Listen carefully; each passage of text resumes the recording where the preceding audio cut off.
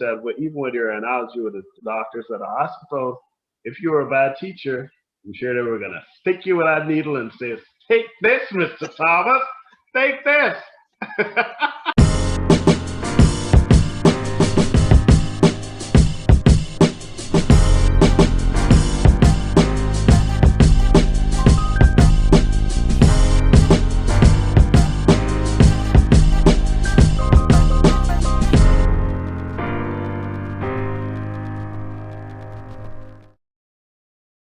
Welcome to another edition of the Let's Talk Show. I'm your host, Andrew James, and today I'm pleased to have with us in studio via Zoom, Mr. Cleveland Thomas, former Mackenzie High School teacher, fantastic work at Mackenzie High School, and then he went on to teach at Christiansburg Wisma Secondary School as head teacher. I'm pleased to have with us in studio today, Mr. Cleveland Thomas. Hello, good day world. Good day world. All right, I need to just so you know, this is Cleveland Thomas. Indeed, I taught at the Mackenzie High School for a number of years, to be exact, 1989 to 1992, and then 1996 to 2004. That's July 2004. Then I was promoted to head teacher, Christiansburg Wisma Secondary School, multilateral school.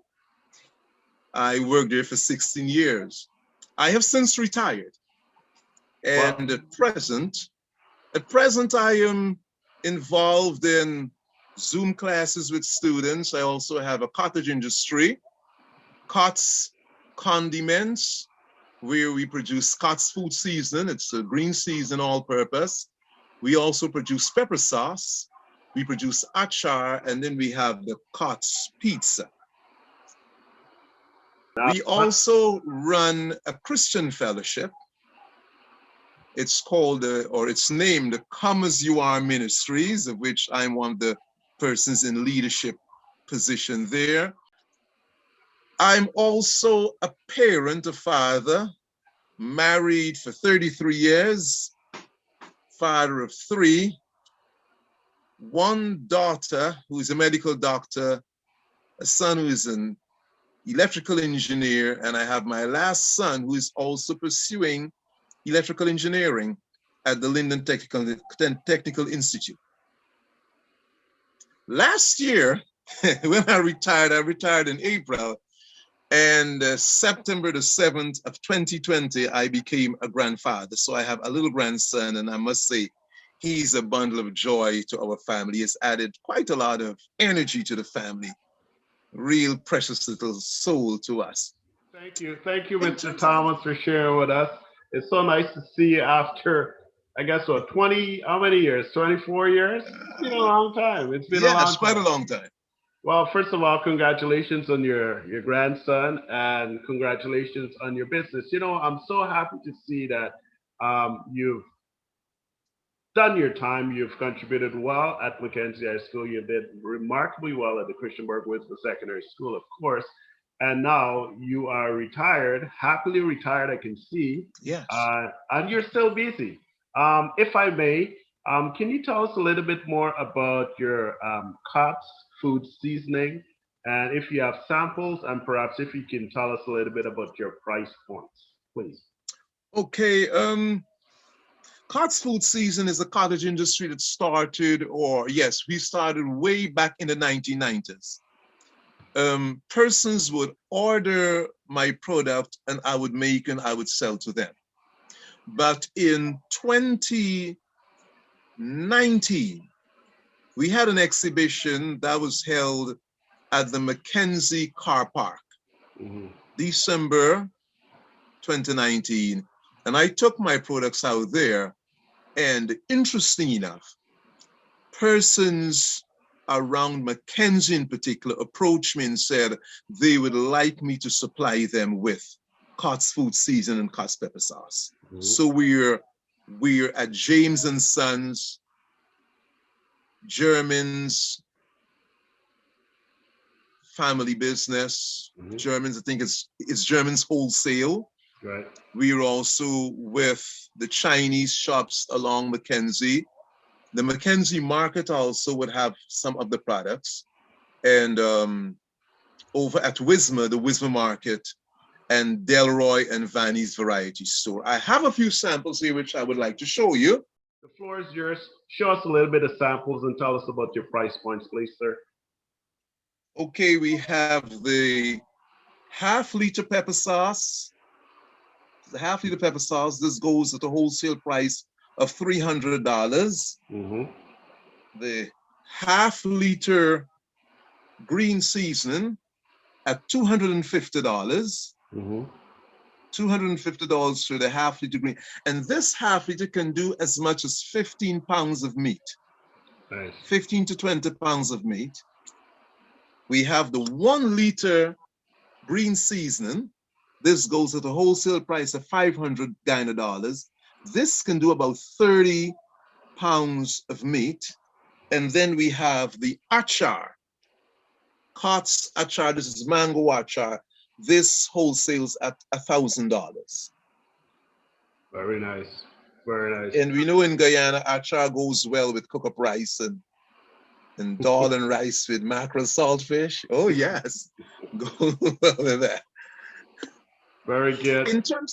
In terms of being active, it is something that persons must understand. You plan or structure your life in phases. You structure in phases, and you also plan for retirement. You plan for retirement. So you don't wait until you have retired and then start planning that. You do a few things up front. Right. I would say that to any person, once you are age 20 or 25 and you're now holding a job, you start thinking in terms of what do I do by the time I'm 45, by the time I'm 50, because after 50, it's retirement. Right. So I would even go so far to tell folk you nail down property in particular before you get up to age 45. It's very important because I've seen where lots of persons retire living in government property. And when they retire, they receive a beautiful letter thanking them for the years they contributed to whatever system they were in. And then the following month, they're given another letter saying, time to go, leave, leave. And that can be sad, heartrending. Well, I'm proud to see that you're still involved with that. On behalf of the small association that I'm a part of, we'd like to support your venture, your Cots Food Seasoning, by purchasing, of course, 20 bottles of your the smaller version of the pepper sauce. I know we will be doing a presentation to Mackenzie High School in a couple of days, and I would love to give each presenter, each person present, a complimentary bottle. So if you have it in stock, I'm not too sure what your inventory level is like. I would love for you to put through an order for us for 20 bottles of the lovely pepper sauce. I mean, just looking at it alone, I wanted to just smell it. I can imagine what it tastes like. And coming from you, I know for sure it's going to be very, very good. Sir, can you tell us a little bit about your experience as it being, of course, a Mackenzie High School? Tell us about your experience as it relates to specifically your time at Mackenzie High School, please.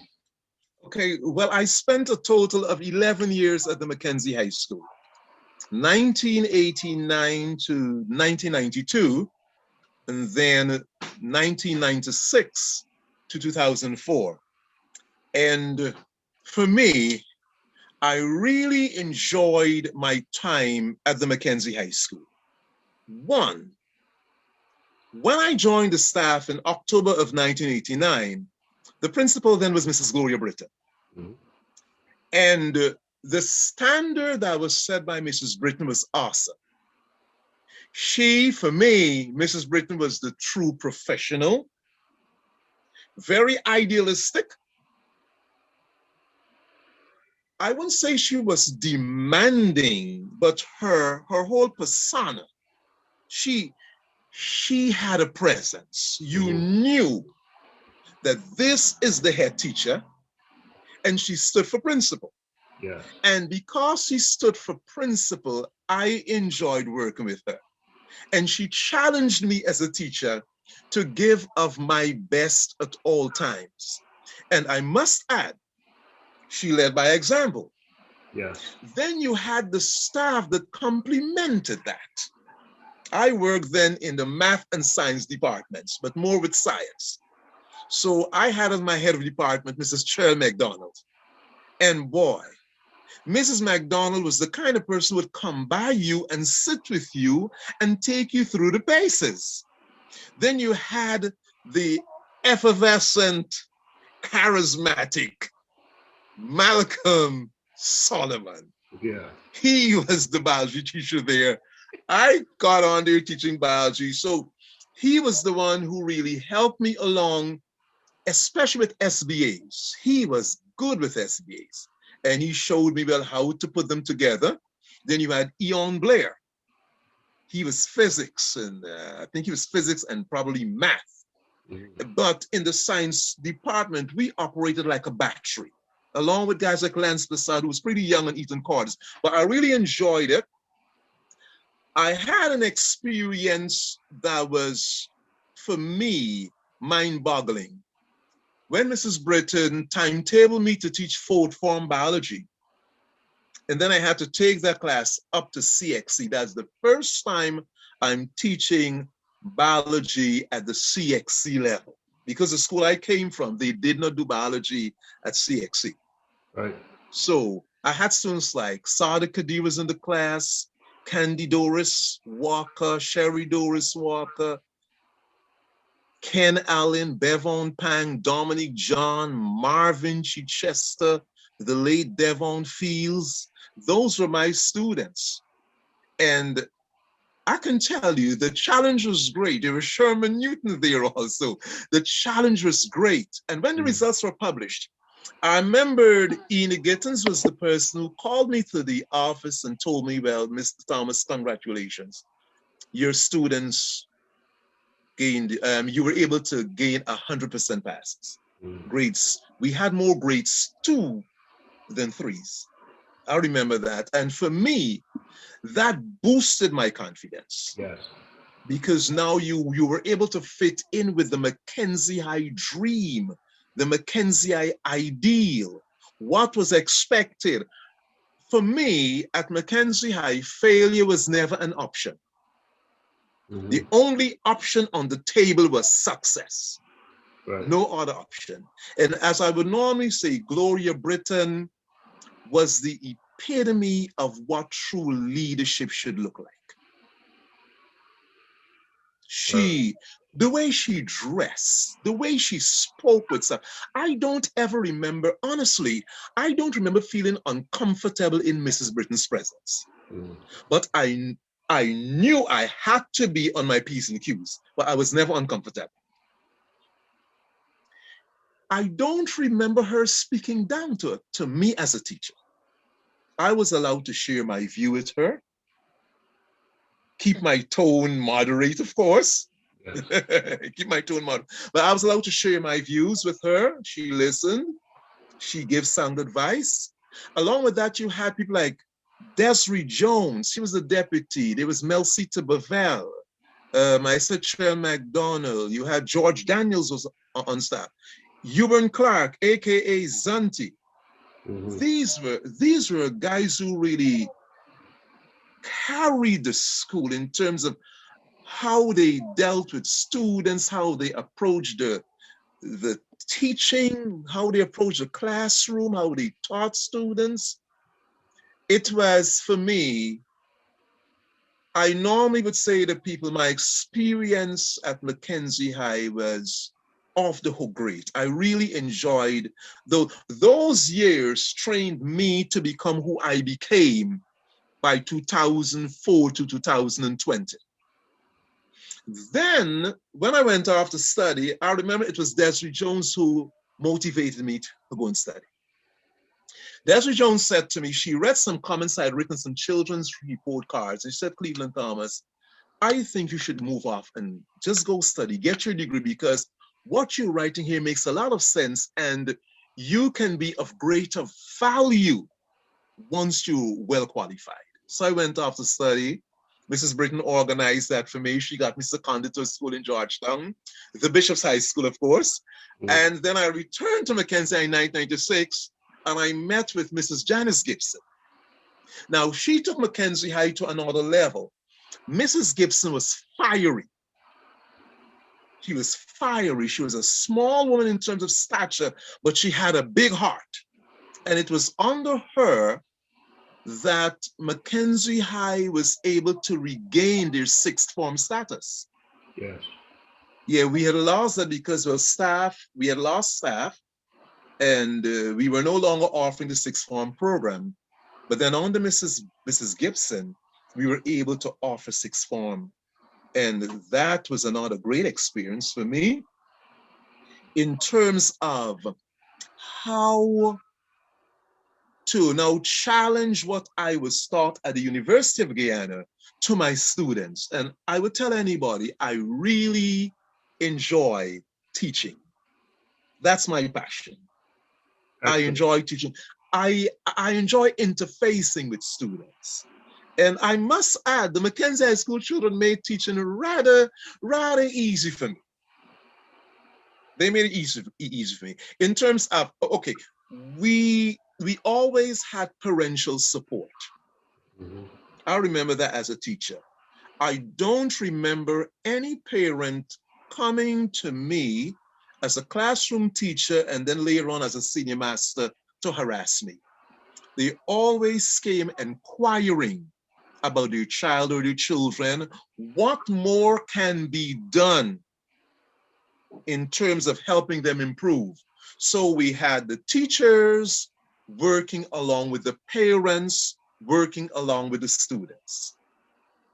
Now, when you have that three-prong attack, come on, all we can have is success. Right. And not just success, but great success. Very great well. Success. Nicely said. Mr. Thomas, I just want to bring it back a little. I know me looking back as a student at Mackenzie High School, I can remember you, and I had my good friend Kingsley Johnson and a couple other good colleagues, old classmates on the show, and they were talking about their time with you at Mackenzie High School and the impact, the positive footprints, the positive imprints you have left in their life. I remember passing by your class and experiencing you having the students there talking about the fact that they're unique and they don't have a carbon copy. Can you reminisce on that and give us a little, go back in time and tell us exactly what it is that you were trying to achieve or what it is that you were, this creed or this belief or this pledge or whatever you had going.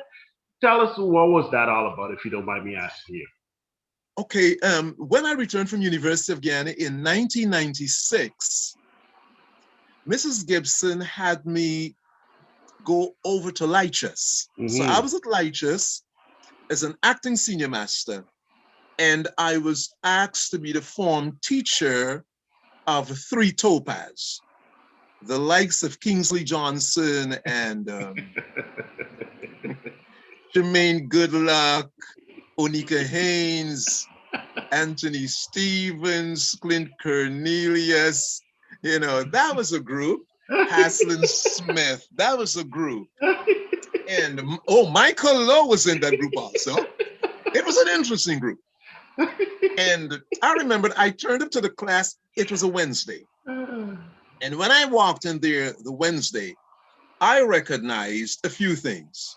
One, a lot of them were repeating the class. Yes. So I knew from day one when I showed up that I was dealing with students who would have had a problem with self-esteem and confidence. Yes. And a few disciplinary problems too. Yes. So I remembered walking in fearless, recognizing I've got about 39 to 40 students to teach integrated science, that's one, and be form teacher. And at the same time, they have to be successful. They must make it to fourth form, either art, science, business, or agri, but they must get to fourth form. So I remember having them stand, and I started talking to their minds. I did not speak to bodies. I don't speak to bodies. I speak to minds only. So I spoke to their minds, and I said, repeat after me. And I remembered they all looked at me as though, well, this is some crazy psychologist that walked in here. And I said, repeat after me. I am unique. I do not have a carbon copy. I will always be me. And they repeated it, but I knew the first time they said it, they did not believe it. So I went on to explain what unique means. What unique means. There is only one like you on this planet, and you must be comfortable in your skin. That's one. Secondly, you are gifted. You have sufficient potential in you. And if we can tap into that, you can become great. You can be an asset. So we had the second bit of recitation where they now had to say, I make a vow to be an asset to my family, my community, my nation, and all of mankind. And Mr. James, they had to say it at 8 in the morning, at 11 when it's lunch, at 12 after lunch, and when it's dismissal time. 3 Topaz was never dismissed with the other classes. They were the last to leave lectures.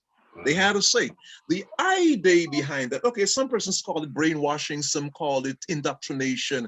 I call it deliverance from ignorance. I am getting you on the path to success. I'm removing you from the deep lagoon, and I'm bringing you now on a highway to success.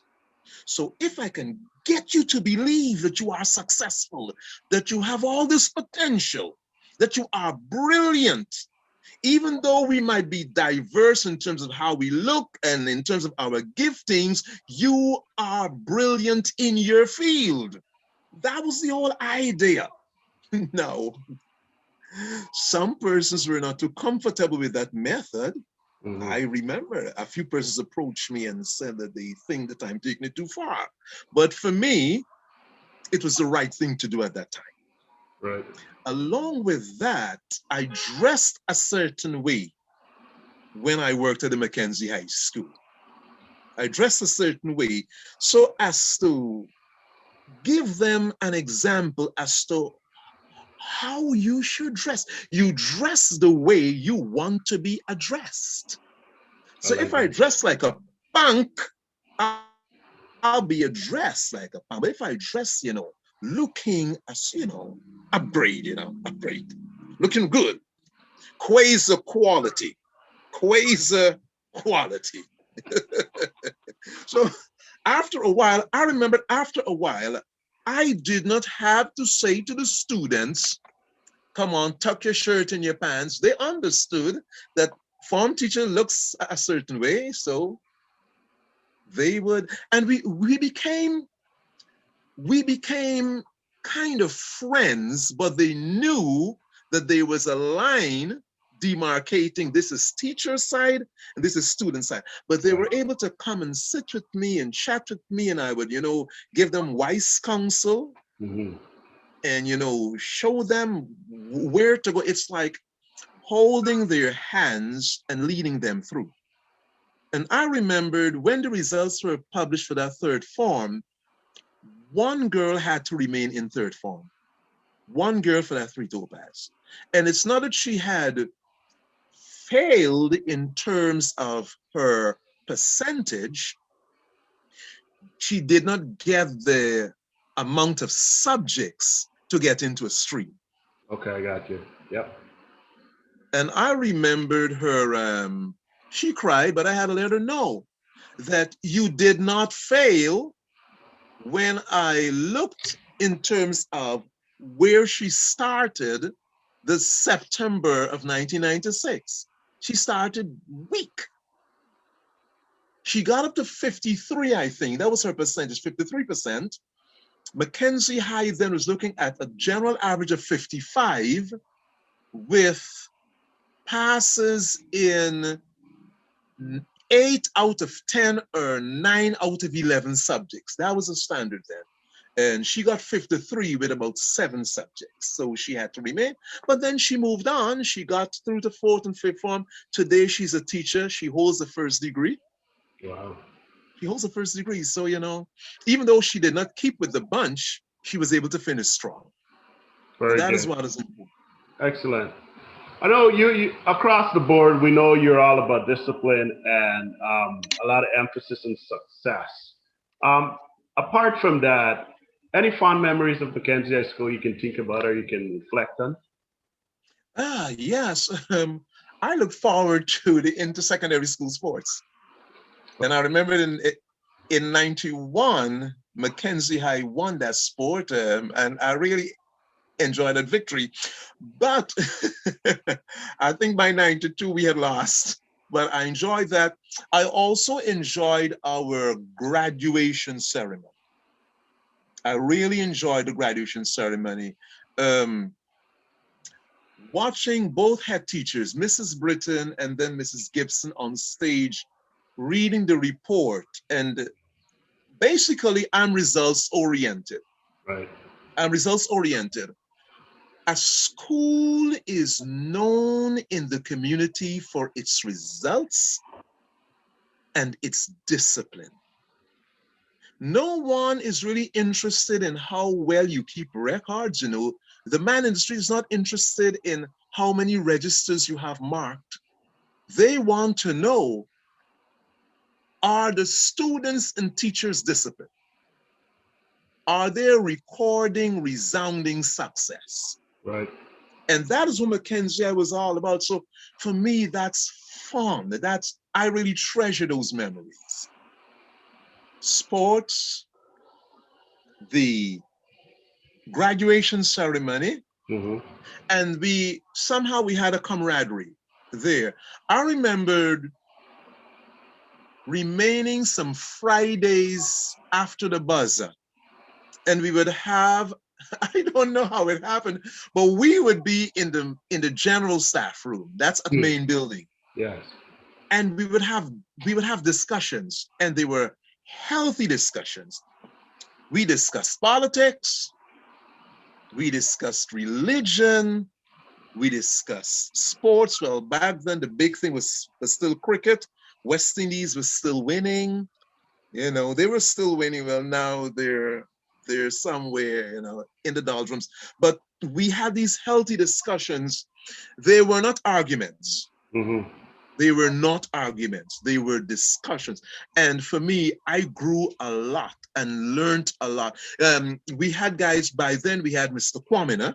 Yes. He was on staff. Aubrey Kwamina. We had Lawrence James was there. Yes, and we had 2 young men. We had 2 young men, and you know, they appeared quiet, but they had a lot of stuff in them. Mr. Rondell Alert and Mr. Shane Anthony. We also had Douglas Gittins, Jarek Rutherford. Yes, Jarek. He was a politician. He was a politician. So any political discussion, he more or less moderated that. And the late Erman Grant. Oh, and by the way, can't forget him, George Daniels. Out in front. George Daniels, yes. Those guys widely read, yes. And we would sit there for hours. Sometimes 4:30, and we're still there chatting about issues in education and the politics of our country, and looking at the worldview in terms of dress codes and music. Yeah, music featured quite a lot. Those are the fond memories I have of the Mackenzie High School, and we look forward to success at all levels Well, thank First, you very much, Mr. Thomas. Now that you're retired and you're no longer a member of the Ministry of Education, of course, what advice would you give to current teachers at Mackenzie High School?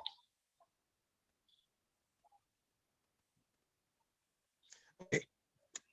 First of all, to my colleagues at Mackenzie High School, you have got to recognize that the students coming to you by way of the grade assessment, they are brilliant students. Your perception of these students must be they are brilliant students. How do I know that?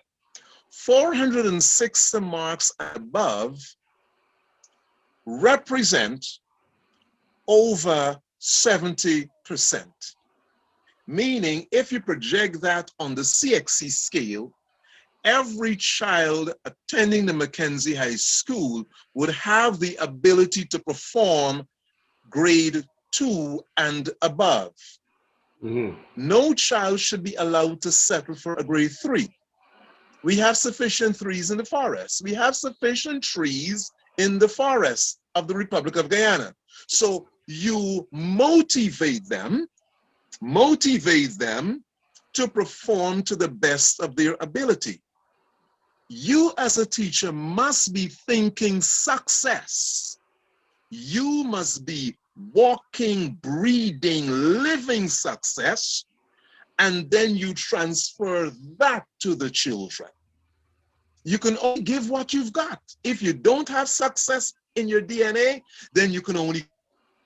So you must have within your inner being, your passion must be, failure is not an option.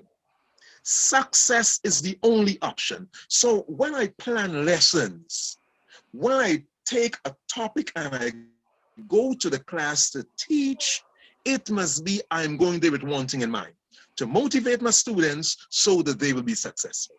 Along with that, teachers, unlike when I started in 1982, and even before with other teachers, we were seen as the authority in terms of knowledge base. Right.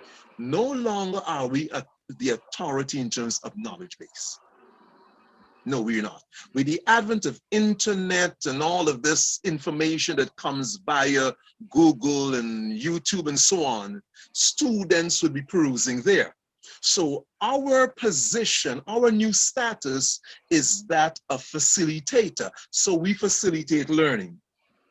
We teach our children, teachers, we teach them how to be analytical, how to be critical thinkers. They must not be folk just regurgitating information. That's not learning. They must be able to take information and apply it to situations and come up with solutions. Then as teachers, we need to set examples. They must look at us and want to pattern after us. Right. The way we dress, the things we say, the things we do. It's very important.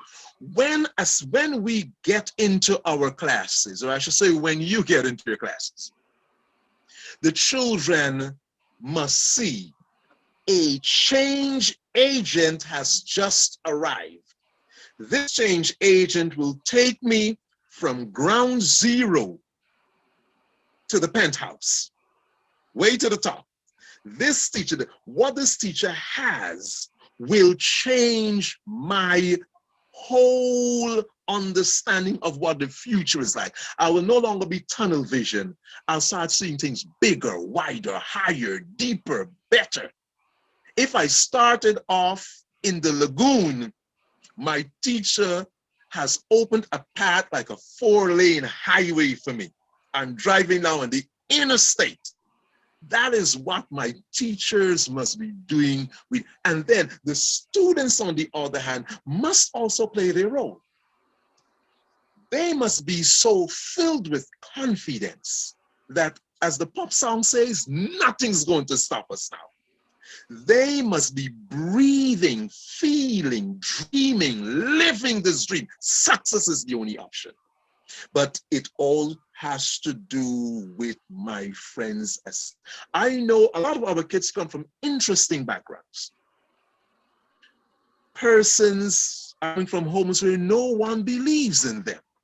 They have been branded from home. You are a failure. You will not amount to anything much. Now, when they leave home and come into the 20 by 20 or the 10 by 15 classroom, the lights of success must shine brightly. The teacher, when that teacher walks in, they must recognize, hey, what this teacher is going to give to me is not just an injection. No, not an injection. It's a meal that would keep me going for the rest of my life.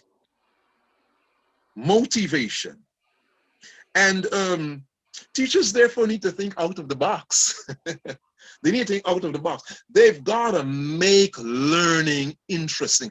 I remembered one of the things I did with some first formers at Mackenzie High School, and I did it also at the Untitled School, but it started at Mackenzie High School.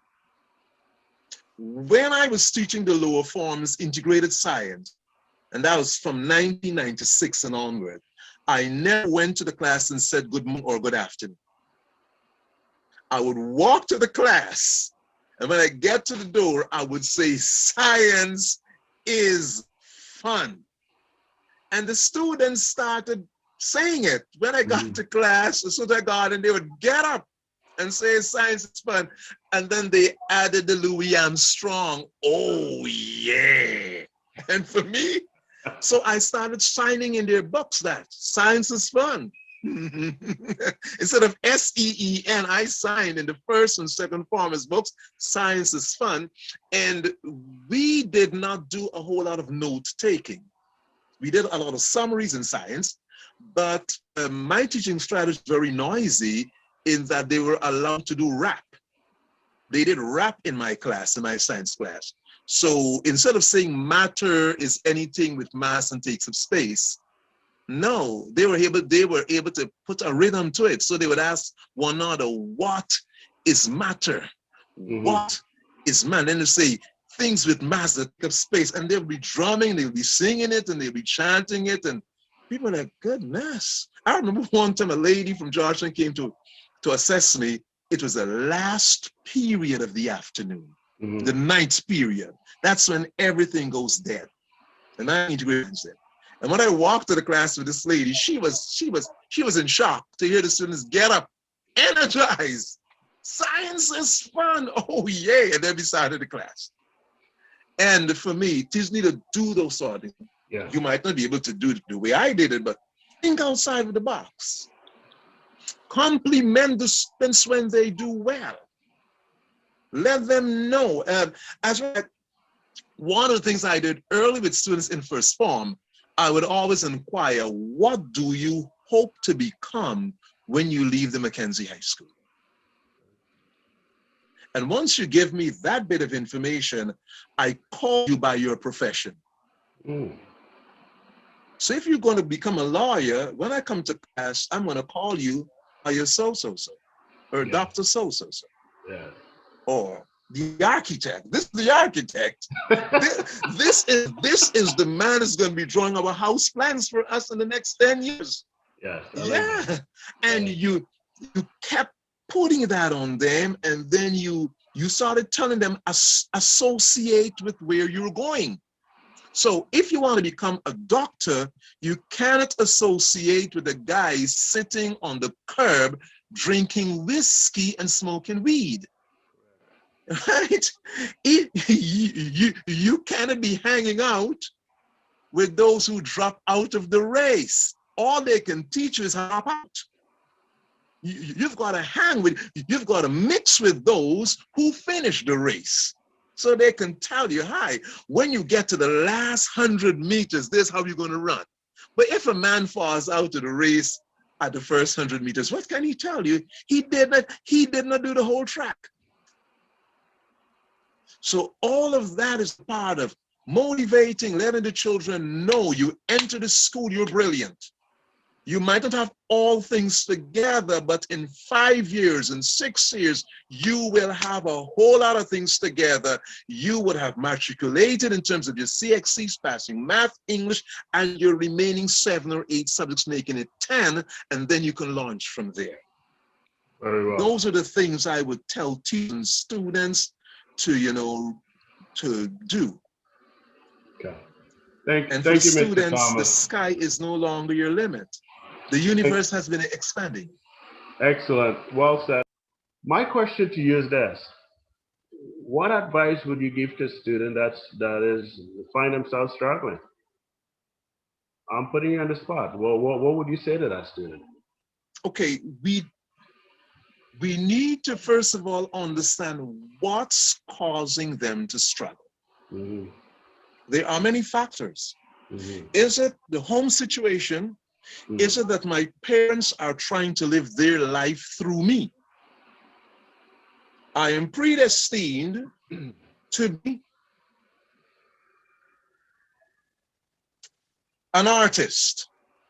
I can work with paper and ink and paint. But somehow my mother and my father think that I should become a doctor. Mm. That child will certainly struggle within the child's ability or the child's gifting. There's nothing like a medical doctor. Right. So for me, let parents give good guidance in terms of morals and so on, but let the child somehow find their giftings. And teachers can pull those things out. Teachers can do that. That is why we call teachers. Anything a child can do as natural ability, that's where the gifting is. And when I say natural ability, something that's good, something that would benefit humanity. I knew I was called to teach. I knew that. Even when I was stuttering, I knew I was stuttering. Why? I would be writing with bauxite rocks on my father's house wall, outside in the yard, and teaching the Edo leaf patch. Wow. Yes. So we need to have children sit down and let them know, okay, there are some children who will run ahead of you. And they'll finish the curriculum within the 5-year cycle. Right. And then there are others who will finish their curriculum in 6 years and some in 7. I normally like to use the coconut palm. We've got coconut palms in the Republic of Guyana. Some begin fruiting now in 18 months, some in 3 years, some in 5 years, and some in 7 years. At the end of it all of them bring forth fruit within their appointed time. So for those who might be struggling, take heart. You don't give up. You don't stop. In some cases, the curriculum might be a bit too demanding for such students. They need to now have a parallel curriculum. I don't know why there is this big competition. If Jane is entering for 15 subjects, my child should enter for 15, and my child only has the ability to enter for a solid 7. Yeah. At the end of the day, it's not how you start the race, it's where you're going to end up. Where you finish. So then, let the students, don't pressure them if they don't have that ability. Let them work at their pace, at their level, and over time they will bloom. I did a study on the grapevine, and I recognized something about grapevines. When grapevines appear as though they're not growing up, they're actually sending roots deeper down and spreading out. And then suddenly there's a growth spurt. There are students like that. There are times when they appear as though they're not moving on as they should, but they're actually throwing down more roots. And then in time, it's going to happen. I've seen sufficient of that in my years. I've worked with the fraternity for 38 years. And I've seen students who were not as great as others first to fifth form. Mm-hmm. But then when I see them in their 20s, 30s, and even 40s, they have really blossomed forth, burst forth, and they're shining brightly in terms of their careers. So we just got to continue encouraging them. So going back Don't to ever your stop talking to them. So going back to your analogy of the 7-year coconut, so you will describe that particular student as a late bloomer. Yes, a Very late well. bloomer.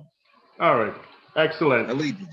We're just up against time, Mr. Thomas, but I know we have you. We want to keep you. We want to get as much juice as we can out of you. What advice? what, what advice would you give us as a group or as an organization? What do you think we can do to influence change in the lives of one student or multiple Mackenzie High School students? Support through mentorship. Support through mentorship. We have lost a lot of our standard bearers. We have lost our standard bearers. The mentorship program would be able to move our children along the path, the good path. Mind you, our mentors must be safe people, people we can trust. We must be able to trust them with our boys and girls. And all we're doing there is letting them know I am here as a part of the support system. I am here as a part of the support system. So we support you in terms of your time management. We support you in terms of your academic achievement. If you are into athletics and sports, we support you there also. We do not want lopsided students, we want rounded students. So every now and again, we can call camp sessions. Camp sessions where we sit with students and we take them through paces that would help in terms of self-esteem and confidence, affirming them as not backbenchers, but persons who can move forward and attain the highest possible height. Because the whole idea is if the mind can just conceive it, the body can achieve it. If the mind can conceive it, the body can achieve it.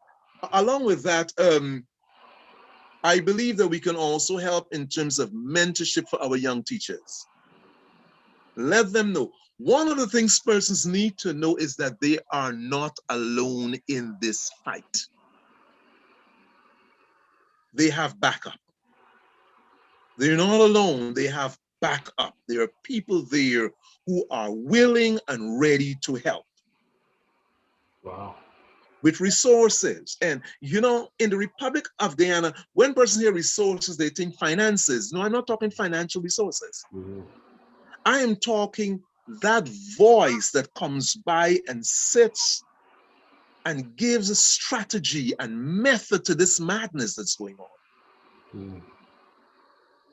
The person that comes and gives wise counseling, more or less holds the hand of a boy, a girl, a young teacher and say, hi, this is how you do it.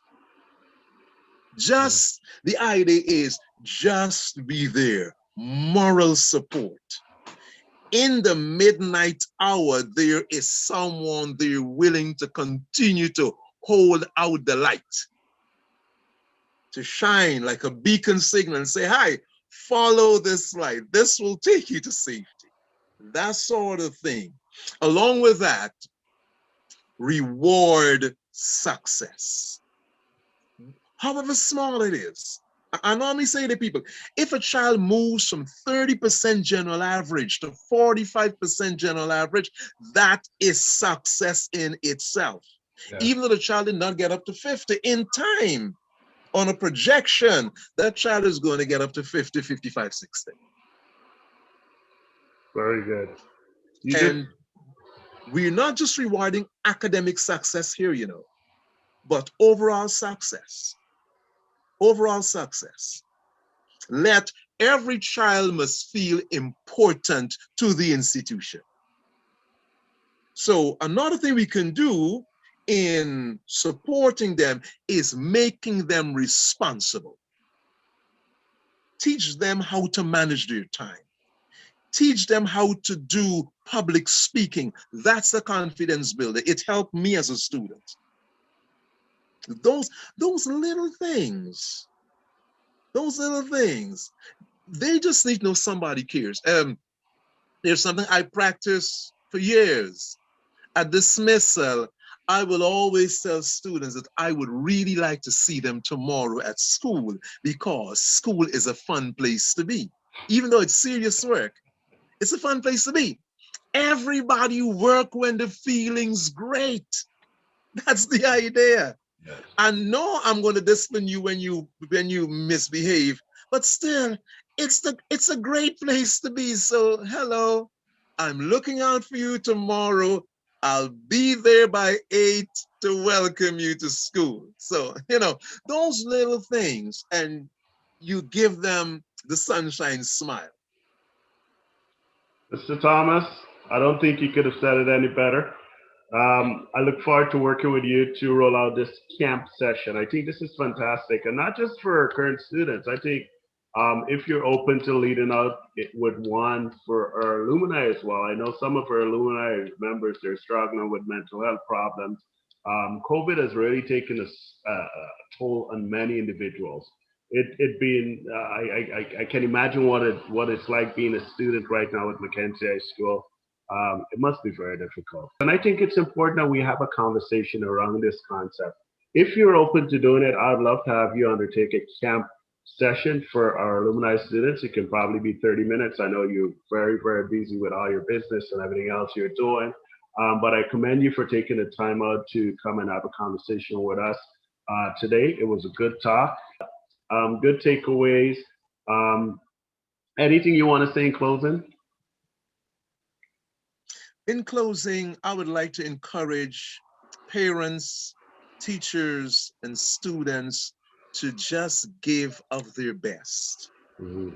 Give of your best because it's an investment. It's an investment. And when we invest in our children, we're building a better family structure, a greater community, and a greater country. I am reaping the benefits of that investment right now. I've invested time, effort into the lives of boys and girls across this beautiful land of Guyana. And today, sometimes you go to the bank and you recognize, look, one of my little boys there, one of my little girls there. You go to the hospital to do your regular checkups. And who's the person taking your temperature? One of your students. Who's the person making sure that you're attended to? One of the doctors, past Mackenzie High student. I can call them by name. Mackenzie High has more than 10 medical doctors at the Linden Hospital complex. Yes. Yes. And I'm happy to know that I taught quite a number of them. So this investment can only bring great dividend. Very well said. So don't give up, teachers. It might be hard, but you can do it. You can make it. You work as a team, Parent Teachers Association. You work as a team together. Each accomplish more. Nobody is the ultimate star on the team. At the end of the day, the team is what wins. In a team sport, the team wins one trophy. It's a team effort. We work as a team and we reap the benefits of a team. We struggle together, we endure together, we work together, we hold up the feeble hands, we strengthen those weak knees, and we continue ever looking forward. You don't look back. What are you looking back at? To become a pillar of salt? No, you continue looking forward, because right at the end of the road, there's a big bulletin up there says success. Very well. Success. Nicely said, Mr. Thomas. On behalf of everyone at the Mackenzie High School Alumni Association North American Chapter, our executive producer and our team, I want to take this opportunity to thank you very much for joining with us. And I want to also say thank you for being a good teacher. I don't get an opportunity to do this so often, but on behalf of myself and all my classmates, I want to personally thank you. You have left impressionable footprints. I can remember our experience we've had together. Some of it was not as great, but I think in spite of all that, it's good that we can still sit down together, have some cup of water in our Mackenzie High School cup, and still look back at old times and have a nice time together. So thank you again. Keep shining. And again, like you said, even with your analogy with the little doctors at the hospital, if you were a bad teacher, I'm sure they were going to stick you with that needle and say, take this, Mr. Thomas. Take this. Have a good night. God bless you and keep shining. Okay. Same to you, Mr. It's good to see you. You look Andrew the same. You know, you look the same. No, I don't look the same. I checked the mirror before I came in line. I've got some tired lines here. I've got some here. I have no beard. I had a beard when I taught at Mackenzie High School. So that had to be taken away because I look more like the guy that comes down the chimney. It's all white. And I have a lot of frosting at the top here. I remember Mackenzie, I had jet black hair and I had more weight. Well, let me just put it this way. You look better today than you did 26 years ago. Have a good night. God bless you. Put your spectacles on, brother. Put your spectacles on. Good night. Thank you. Take care.